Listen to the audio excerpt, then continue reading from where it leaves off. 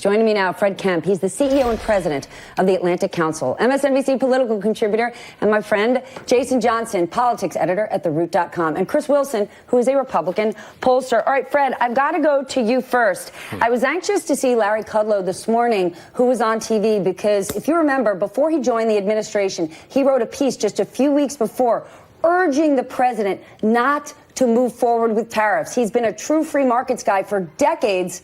Yet this morning he claims that this problem was not of the president's own making. Please take a listen. Past presidents in both political parties have tried to fix the broken world trading system. China is the worst. All I'm saying is, this is not of Mr. Trump's own making. This is something that Mr. Trump inherited. Very unfair trading practices. This is a very difficult task. Reform always is. There's a swamp for the world trading system, and he's trying to drain it.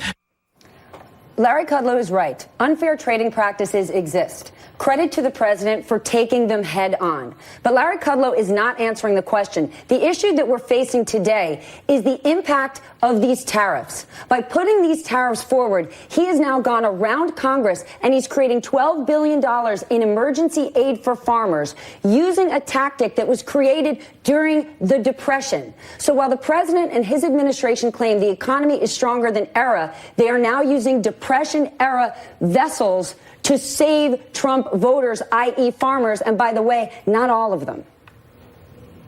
Yeah, and now, look, first and foremost, this farm issue just underscores that his trade approach isn't working. But it's not working in a huge, broad sense and then a narrow sense. The broader sense is we are losing or could lose the ability to guide and shape the rules-based order of institutions and practices that we created with our allies after World War II. And who's going to step in to do that? Well, it's going to be just the people that Larry Kudlow is saying our biggest problem is, and that's the Chinese. In the narrower sense, with the EU Commission president in town this week, Juncker, you have two things he's trying to achieve. The first he's trying to achieve is to diffuse the crisis before it gets to auto tariffs. That would be the worst direction. And none of the advisors around the president actually want it to go in that direction, but the president may want to. The best possibility is you could actually turn this around, reverse the aluminum steel tariffs, and there is a potential for a transatlantic trade deal based on something close to zero tariffs. The president himself talked about it at the G7 in Canada, and there is a possibility that Juncker will bring some sort of deal of that sort to the table, even if it's just starting with the car industry. Well, that would be great, but in the meantime, GM announced today $1 billion worth of losses, and they're citing rising commodity costs. That's aluminum and steel. You've got Ron Johnson saying our behavior is similar to a Soviet republic where commissars are doling out favors and aid to industries that they choose. Lisa Murkowski is saying, fine, just the farmers. Well, what about other industries? Oil and gas, seafood, manufacturing, they're all suffering too. Well, what I don't understand about President Trump, he has his name on golf courses, he has his name on hotels.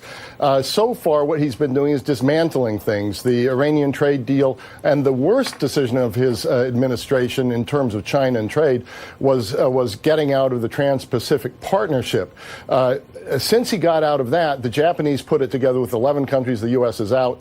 Last week, the EU and Japan signed the biggest trade deal in history, and we're on the sidelines. And so what he has to do right now is he talks about getting leverage by being tough on trade. In many respects, that could be true. But now is the time to cash in that leverage, to close NAFTA, to get a deal on NAFTA, to get a deal to reverse what we've been doing with the EU and then get a better trade deal to show that he can get a better trade deal by being tough in the outset. But he hasn't yet shown that he can turn these trade threats into better deals. Now is the time he has to start doing that. Kevin Hassett told us just a couple of days ago, it's not a trade war. We're currently in a trade negotiation. And to that point, we have to remind our audience, the president made a campaign promise to tear up TPP and give us something better. He tore it up. He's given us nothing. And TPP continues on without us. Chris, let's go back to the farmers. We already subsidize farmers. So how unusual is this? And to do it without the support of Congress? Well, I don't think it is all that unusual, because if you look at, to say that this isn't working yet is sort of like saying your offensive game plan isn't working before you've even had a chance to touch the ball. And this is one thing that, as you mentioned earlier, President Trump was consistent about during the campaign. He's been really consistent about this over the last 20 years of his life, is that he feels like the U.S. has been tied up and getting the wrong side of the deal on all these on negotiations with other countries. But, I grew up on a farm in Oklahoma, and the complex system of ag credit and contracts and lending makes it a different type of scenario than it is with the commodities that you mentioned earlier, and where they had to be bailed out earlier for it to be given time to be successful.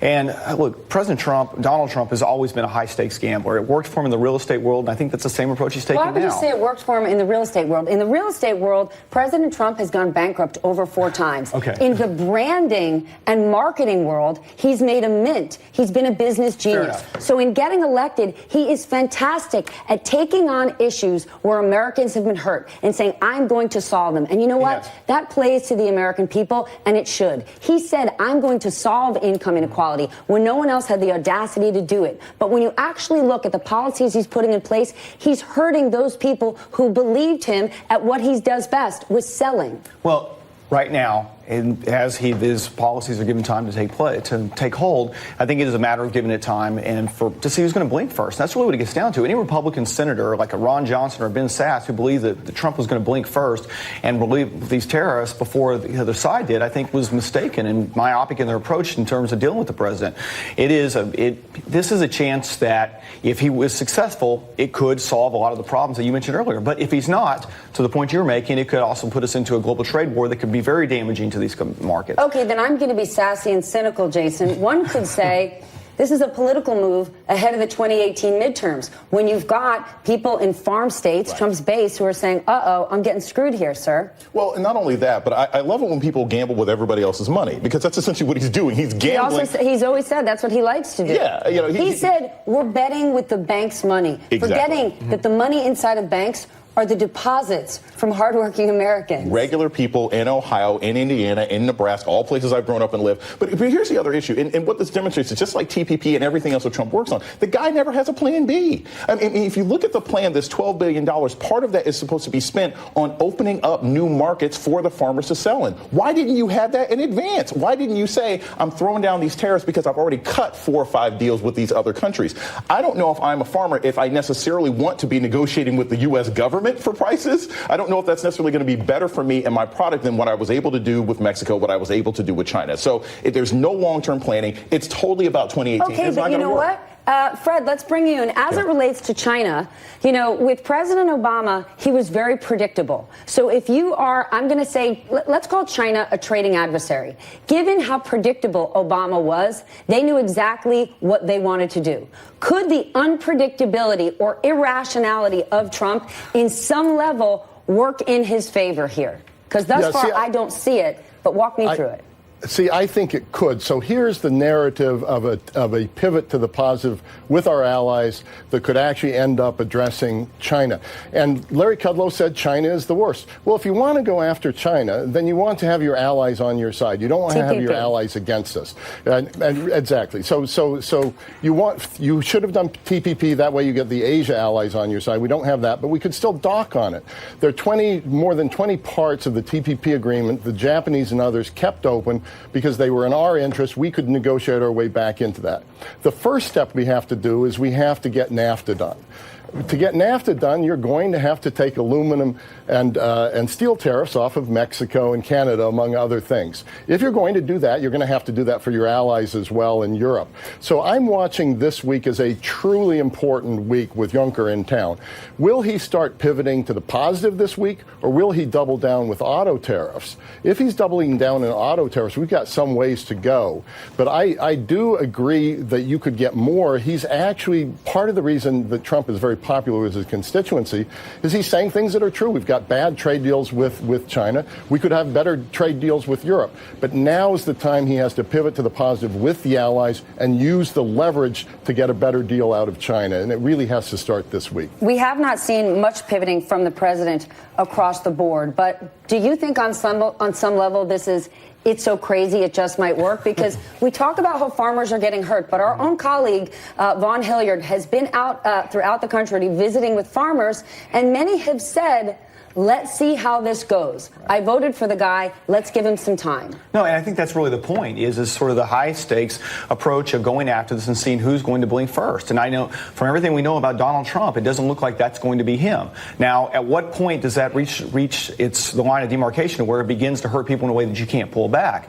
And I think that is moving into 2018 and kind of planning for it. I do think there are concerns in the White House that if this does go too far and our constituency is hurting, so it costs us Senate seats we might be able to pick up in North Dakota, Montana, West Virginia, Pennsylvania, and Indiana. And that's why you do see them taking actions now. But I think from a standpoint of, it'll be really interesting to see what comes out of these meetings, because if there is the opportunity to cut a deal and Trump comes out of this with a successful renegotiation of these trade deals, then all bets are off in terms of what could happen in 2018. It really creates a positive environment for Republicans. And right now, it's sort of you don't know which way it's going to go. Listen, the economy is doing very well. The issue, though, in the wait and see, let's see how it goes, one of the problems with that is the President of the United States lies every single day. And he lies unnecessarily. When he talks about the stock market, which has done beautifully well, and it's up 30% since he won, he lies and says it's up 40%. And so why it's hard for me to get my head around this. The people who voted for him wanted something different, and they wanted a better life, and he lies every day, and I can't figure out why. Those people support him. Well, because he provides something sort of symbolic and emotional. He's fighting back, and that's what people have always wanted. They didn't feel like George Bush and Barack Obama was fighting for them. But here's the other thing to remember. We're talking about the midterms. These other world leaders have elections too, right? They have reasons to not blink as well. So when we're talking about, Trump's he's gonna stand up to these guys and stare them in the eye. Look, there are other world leaders who are like, I'm not gonna bend to you because I'll look bad with my own constituents. So the president, not only is he gambling with other people's savings and gambling with other people's finances, and it is sort of harvesting season. That's what we have actually going on during the midterms. You have elections in other countries where other world leaders don't want to make him look good. A lot of people don't seem to realize that looking like you're weak against Donald Trump is poison for you abroad. It's poison for you in Europe. It is poison for you in South America. So if he thinks he can bully people, he is forgetting they got jobs too. Fred, before we go, can you think of an example of a policy in this administration where the president is fighting back, is talking tough, and actually winning?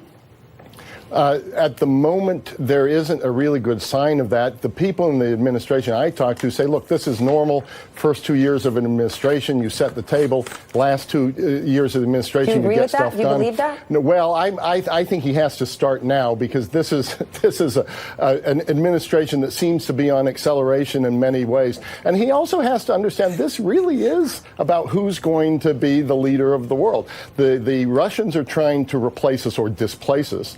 The Russians are trying to disrupt us. The Chinese are trying to replace us or displace us. You see the Chinese stepping in with the EU in the same week that he's negotiating with Trump to make a statement. You see then the EU going off to Japan. So the world doesn't stay in the same place. And so there are amazing stakes and large strategic stakes here that I don't think the president entirely gets. Well, I'm not saying that it's good or bad, but for the White House to say this is just what any administration looks like in the first 2 years is absolutely untrue. That's the White House simply talking their book. All right, Fred, Chris, Jason, thank you so much. We're going to leave it there.